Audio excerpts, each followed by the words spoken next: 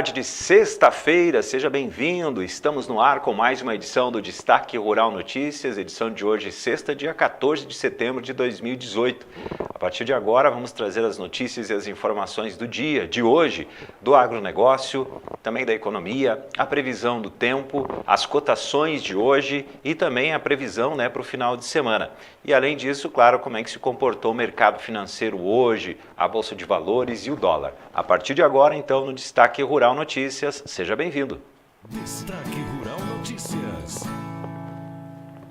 Patrocínio NML, Desenvolvimento Imobiliário Inteligente. E a gente começa trazendo as informações relativas aos agronegócio internacional ou aos negócios pelo mundo. Olha, a produção chinesa de carne de frango deve continuar se recuperando no próximo ano, segundo o USDA, que é o Departamento de Agricultura dos Estados Unidos. A estimativa do governo norte-americano é de um incremento de 3% para 12 milhões de toneladas. Quanto à demanda, o USDA prevê que haja uma permanência aí, de uma fraqueza diante de outras opções de proteínas no mercado. A agência projeta uma queda de 7% nas importações chinesas de carne de frango para 255 mil toneladas. O declínio reflete também os atritos comerciais entre China e o Brasil, que é o maior fornecedor de carne de aves. Sobre os suínos, as tarifas chinesas sobre importação de carne suína dos Estados Unidos podem beneficiar as vendas da União Europeia, que, aliás, já foram favorecidas pelo enfraquecimento do euro em relação ao dólar. Também há uma análise do Departamento de Agricultura dos Estados Unidos, que acrescenta que até recentemente os exportadores da União Europeia não previam grande aumento nas exportações de carne suína para a China, uma vez que produtores nos Estados Unidos conseguiram até reduzir as suas margens e a carne suína brasileira é muito competitiva. Mas, com a febre suína africana se disseminando na China, exportadores da União Europeia veem vantagem em enviar volumes adicionais de carne suína ao mercado chinês, segundo diz o próprio USDA. Foi divulgado hoje pelo Ministério da Agricultura que as exportações do agronegócio no mês de agosto totalizaram 9 bilhões 367 milhões de dólares. Esse dado significa uma alta de 3,6% sobre o igual mês do ano passado. Segundo o Ministério da Agricultura, que divulgou os dados, as importações do setor somaram 1 bilhão 175 milhões de dólares, queda de 1,6% em relação a 2017. Com isso, então, o superávit do setor no mês foi de 8 bilhões 192 milhões de dólares. No acumulado dos 8 primeiros meses do ano, as exportações do agronegócio foram 4,7% a mais, 68,52 bilhões. Essa elevação, segundo diz o próprio Ministério, ocorreu em função principalmente do aumento do volume exportado, que subiu 3,8% no período analisado. As importações recuaram 0,7% no período e o saldo da balança comercial do agronegócio no ano é de 59 bilhões de dólares. A agricultura destaca que a quantidade de carne bovina in natura comercializada no exterior apresentou um recorde mensal no resultado de agosto. Foram 144.420 toneladas negociadas, aumentou 17,6% e 13,5% de crescimento em valor, ou 3,5% a menos no período. O principal segmento exportador do agro continua sendo o complexo soja, grão, farelo e óleo. As exportações desses produtos, que somaram 25,79 bilhões entre janeiro e agosto de 2017, subiram 21,2% para 31,25 bilhões entre janeiro e agosto deste ano 2018. E a Confederação da Agricultura e Pecuária do Brasil, a CNA, encaminhou ontem, ainda quinta-feira, ao ministro-chefe da Casa Civil, Eliseu Padilha, um ofício para pedir a suspensão das multas previstas na Lei 13.703/18, que criou a política de preços mínimos do transporte rodoviário de cargas. Segundo a CNA, a cobrança é ilegal, porque o governo não ouviu os representantes dos embarcadores, como agropecuária, indústria e comércio, na formulação da atual tabela em vigor. A entidade alega que a lei define no artigo 6º que O processo de fixação dos preços mínimos deve também contar com a participação dos contratantes dos serviços de fretes. Entende-se que, enquanto não for formulada a nova tabela, prevista para janeiro de 2019, o pagamento de multas, sanções e indenizações é ilegal. Foi o que explicou então o presidente da CNA, João Martins, no ofício. Ainda a CNA justifica que a formação da tabela desconsiderou fatores como tipo e quantidade de carga, o modelo de veículo, distância, tempo de transporte, condições de estrada, a sazonalidade da demanda, peculiaridades regionais dos municípios, também a possibilidade de frete e retorno, interação com outros modais, forma de contratação, prazo de entrega e pagamento de pedágio, entre outros. E o valor da produção da fruticultura brasileira chegou a 38,9 bilhões de reais no ano passado, registrou aí uma alta de 4,6% ao ano no ano anterior. É o que destaca a pesquisa Produção Agrícola Mensal, que foi elaborada pelo IBGE. Nesse levantamento, o Instituto Brasileiro de Geografia e Estatística considerou o açaí nessa soma pela primeira vez. O destaque foi a laranja, que adicionou 8,5 bilhões de reais à economia nacional, uma alta de 2%. São Paulo, Bahia e Minas Gerais concentraram aí 77,8% da área colhida de laranja no país, equivalente a 631,7 mil hectares. Em São Paulo, com 402,9 mil hectares destinados à colheita de laranja, estão 9 dos 10 maiores produtores. O primeiro lugar ficou por conta de Casa Branca, em São Paulo. Depois teve Botucatu, Itapetininga, Colômbia, Iara, Avaré, Buri, Angatuba, Rio Real, na Bahia e Santa Cruz do Rio Pardo, também em São Paulo. Além da laranja, São Paulo concentrou 27,1% de todo o valor de produção de frutas. O estado gerou 10,6 bilhões de reais, 2,4% superior a 2016.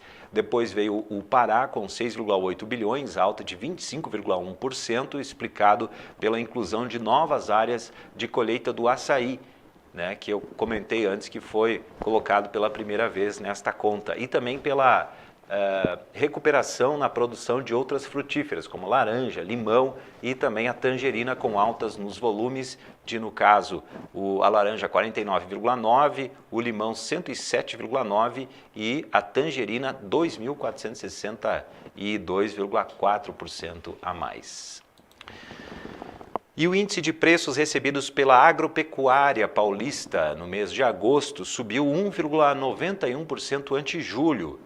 Esse dado é resultado que foi divulgado pelo Instituto de Economia Agrícola, que é responsável pelo índice, separado por produtos, o IQPRV, que é o grupo de produtos de origem vegetal, e o IQPRA, que é o produto de origem animal, subiram, no caso do vegetal, 2,2% e no caso do animal, 1,44%. Os produtos que apresentaram as maiores altas foram banana nanica, também laranja para a indústria, carne suína, milho e leite, enquanto as maiores quedas foram em preços de batata, trigo, algodão e café. Nos últimos 12 meses, o IQPR acumulou alta de 9,48%. O milho, para se ter uma ideia, subiu no período 69,39%. Laranja para a mesa também subiu mais de 47%, para a indústria 43%, trigo mais de 36%, também teve aí mais de 30% a soja, mais de 22% o algodão, carne de frango 20%, amendoim 17,22%, leite cru refrigerado 13,89%, aí teve a banana nanica 11,75%, arroz 8,26% e carne bovina 6,99%. O recuo foi para tomate de mesa, 26,6%, batata, 26,36%, ovos, 22,4%, carne suína, 17,66%, feijão, 11,03%, café, 8,69% e cana-de-açúcar, queda de 2,37%. Além desse dado, também temos uma informação sobre que a baixa umidade do solo pode afetar o plantio de soja no Mato Grosso. Com o fim do vazio sanitário, programado para sábado agora, dia 15, amanhã, no caso, em Mato Grosso, o retorno das chuvas preocupa grande parte dos produtores, uma vez que a umidade do solo está atualmente abaixo dos 20%. A informação é da Somar Meteorologia. De acordo com a Somar, mesmo as chuvas programadas para este fim de semana não devem reverter este quadro. Entre setembro e a primeira quinzena de outubro, as instabilidades ainda serão muito irregulares e assim elas não vai ser suficiente para aumentar a umidade do solo. Somente na segunda quinzena de outubro, as instabilidades conseguem avançar pelo centro do país, alcançando o Mato Grosso de forma mais regular e assim as pancadas devem ser com maiores volumes de água e assim teriam potencial para aumentar os índices de umidade no solo, que é a avaliação aí da Somar Meteorologia. E olha, o plantio de milho 2018-2019 ocupa 167 mil hectares no Rio Grande do Sul, ou 23% da área de 738 mil hectares prevista para o milho no estado. A informação é da Emater, que num relatório diz que a empresa diz que as lavouras que estavam emergidas no período de geadas tiveram danos nas folhas, mas já estão apresentando recuperação. Com umidade no solo e boa insolação, as plantas estão apresentando rápido e vigoroso desenvolvimento. Foi o que disse em nota o diretor técnico da Emater do Rio Grande do Sul, Lino Moura. O clima também é favorável ao desenvolvimento do trigo gaúcho. No estado, 28% das lavouras estão em perfilhamento, sendo que a maioria se divide entre as fases de floração, no caso 42%, e enchimento de grãos, que é em 30%. Vamos então agora acompanhar o comentário que recebemos hoje de José Luiz Tejon Megido, que traz mais um comentário nesta sexta-feira. Vamos ouvir.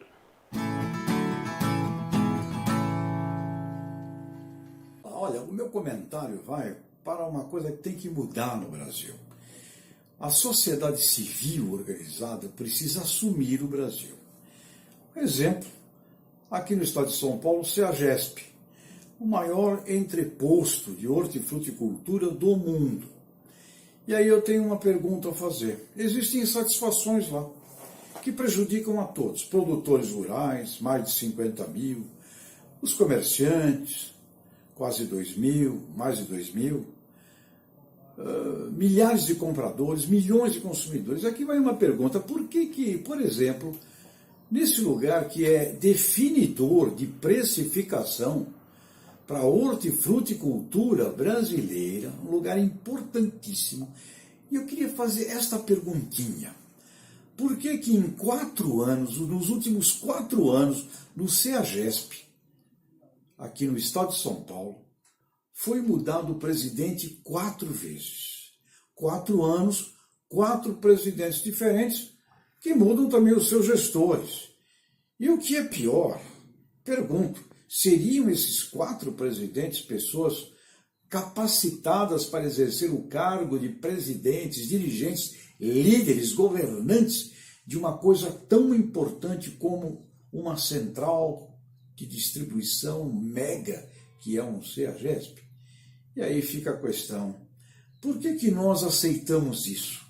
Por que nós baixamos a cabeça? Por que nós nos ajoelhamos perante um poder público que leiloa cargos, e este é apenas um exemplo, leiloa cargos para indicações de amigos dos políticos e de pessoas incapazes, e o que é pior, troca por 4 vezes em 4 anos por membros indicados politicamente, num lugar que tem técnicos de altíssimo gabarito, técnicos capacitados, e esses técnicos é que deveriam ser, de fato, os dirigentes de uma organização, de uma companhia pública tão importante como é o CEAGESP.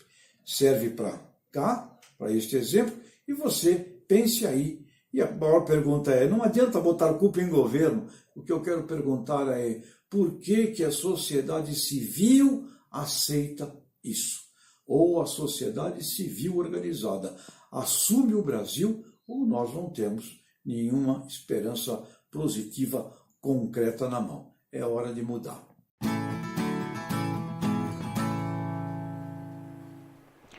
MML, construtora e incorporadora, invista em projetos preparados para o futuro. MML, construtora e incorporadora, desenvolvimento imobiliário inteligente. Vamos agora saber como é que fica o tempo aí no fim de semana e também para segunda-feira. A gente começa então com a previsão do tempo para a região sul para amanhã, sábado. tem previsão de tempo chuvoso no leste e no nordeste do Rio Grande do Norte, no sul e leste de Santa Catarina. Sol e diminuição de nebulosidade no centro-oeste do Paraná. Previsão de muita nebulosidade com um pouco de sol e chuva a qualquer hora nas demais áreas. Para domingo, dia 16, tempo chuvoso no noroeste do Paraná. O centro-oeste do Paraná tem chuva à tarde. Há risco de chuva forte nessas áreas. Previsão de chuva à tarde também no oeste de Santa Catarina e no centro-oeste e sul do Rio Grande do Sul. Previsão de chuva nas praias de Santa Catarina. Para segunda-feira, dia 17 de setembro, sol e muita nebulosidade com chuva na madrugada e pela manhã no oeste do Paraná. As demais áreas do sul têm um dia de sol com nebulosidade e previsão de pancadas de chuva, principalmente a partir da tarde. Vamos agora à previsão na região centro-oeste. Nessa região, a gente vê para amanhã, sábado, dia 15, sol entre nuvens, sem chuva, no sul de Mato Grosso do Sul. Demais áreas de Mato Grosso do Sul tem sol entre nuvens e chuva, principalmente pela manhã. O norte de Goiás, Distrito Federal e nordeste de Mato Grosso do Sul tem chuva forte. Nas demais áreas acontecem pancadas de chuva à tarde. Agora para domingo, dia 16, a previsão diz que o centro-sul do Mato Grosso do Sul tem um dia chuvoso. As demais áreas têm um pouco de sol, mas com chuva a qualquer hora. Muita chuva nesse estado. O norte de Goiás e o Distrito Federal, o nordeste de Mato Grosso do Sul, tem sol forte. Previsão de chuva e raios à tarde nas demais áreas. E para fechar, então, na segunda-feira, na região centro-oeste, chuva ao amanhecer com diminuição de nuvens à tarde no sul de Mato Grosso do Sul. Demais áreas deste estado, sul de Goiás e o centro-sul e oeste de Mato Grosso, tem um dia de pouco sol e muita chuva. Chove forte nestas áreas, sol e chuva à tarde nas outras áreas. E agora a gente vai para as cotações. Vamos começar então com o farelo de soja em Ponta Grossa, o valor da tonelada hoje R$ 1.475 e o farelo de soja tonelada em Paranaguá R$ 1.460. Saca de soja em Passo Fundo R$ 89,00, Paranaguá R$ 98,50, Rio Grande R$ 96,00 e em Rondonópolis R$ 80,50. Saca do milho em Passo Fundo R$ 43,50. Em Ponta Grossa, R$ 38,50, em Rondonópolis, R$ 29,00. Aí temos também o trigo, tonelada em Santa Rosa, R$ 850,00, em Dourados, R$ 1.030,00, em Cascavel, R$ 1.000,00 e em Carazinho, R$ 850,00 o trigo, tonelada. Temos também o arroz em casca Pelotas, saca R$ 45,50, em Cachoeira do Sul, R$ 45,85, em Jaraguá, R$ 48,50. Feijão agora, o feijão carioca em Ponta Grossa, R$ 70,00 a saca. Feijão preto em Santa Maria e em Lagoa Vermelha, R$ 120,00. Temos o boi gordo em Barretos, arroba R$ 150,00. O boi gordo Tocantins, arroba R$ 138,00. E o boi gordo no Rio Grande do Sul, o quilo, R$ 4,40. Temos também o suíno vivo, no interior do Rio Grande do Sul, R$ 3,17 o quilo. E a média no estado do Rio Grande do Sul, R$ 2,84. O frango vivo no Rio Grande do Sul, R$ 3,05 ao quilo. E o frango vivo em São Paulo, R$ 3,25 ao quilo. MML, construtora e incorporadora, invista em projetos preparados para o futuro. MML, construtora e incorporadora, desenvolvimento imobiliário inteligente. E agora, economia. Vamos então às informações econômicas de hoje, algumas delas, principais, assim, que também impactam na vida da gente, independentemente, se estamos aí no setor agropecuário ou em qualquer outro setor, todas essas coisas que impactam na vida da gente, que tem a ver com a economia. Então, vamos falar sobre que o Ministério de Minas e Energia vai realizar na sexta-feira que vem, dia 21, uma audiência pública para debater o cronograma relativo à elevação do percentual obrigatório de biodiesel ao óleo diesel, de acordo com uma portaria publicada no Diário Oficial da União desta sexta-feira. A intenção do governo é discutir se o aumento do percentual de biodiesel se dará de forma mais lenta ou acelerada. Percebe então que não tem aí uma discussão se vai ter ou não, mas sim se vai ser mais rápida ou menos. A proposta, segundo o Ministério, define duas possibilidades para o avanço, mais lenta ou mais acelerada, a depender da sua competitividade em termos de preço e oferta a partir de critérios transparentes. Também tem uma informação que saiu hoje, só que agora é do Operador Nacional do Sistema Elétrico. O diretor-geral do ONS, Luiz Eduardo Barata, avaliou que a bandeira tarifária poderá continuar sendo vermelha até o final do ano, apesar de reconhecer que a definição não é atribuição do órgão. Isso deve ocorrer, segundo ele, porque mesmo com o início do período chuvoso, as térmicas deverão continuar ligadas devido à escassez hídrica. Luiz Eduardo Barata participou do seminário Futuro do Setor Elétrico Brasileiro, Desafios e Oportunidades, promovido no Rio de Janeiro pela Associação Brasileira de Companhia de Energia Elétrica. Lembrando que a bandeira tarifária está vermelha desde junho.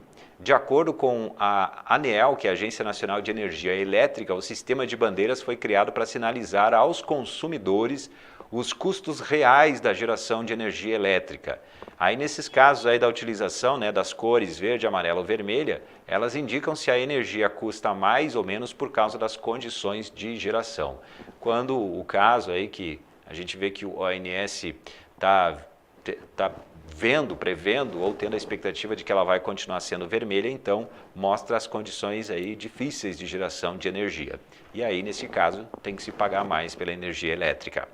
Também hoje isso é uma informação de que a Caixa Econômica Federal anunciou uma redução de 0,75 ponto percentual nas taxas de juros do crédito imobiliário para quem quiser adquirir imóveis enquadrados no sistema financeiro imobiliário. Essa redução vale para imóvel de até R$ 1,5 milhão de reais. As taxas mínimas do sistema passarão de 9,5% ao ano para 8,75% ao ano. E a taxa máxima cai de 11% para 10,25%. As novas taxas começam a valer a partir do dia 24 agora de setembro. Também foi divulgado hoje pelo IBGE o volume do setor de serviços, que caiu 2,2% em julho, se comparar com junho, né, desse ano ainda 2018. A queda veio depois do avanço de 4,8% do mês de junho. A taxa também recuou na comparação com julho do ano passado, 0,3%. No acumulado do ano, caiu também 0,8%. No acumulado de 12 meses, também queda de 1%. Apesar da queda no acumulado de 12 meses, os serviços têm uma trajetória de recuos cada vez mais moderados.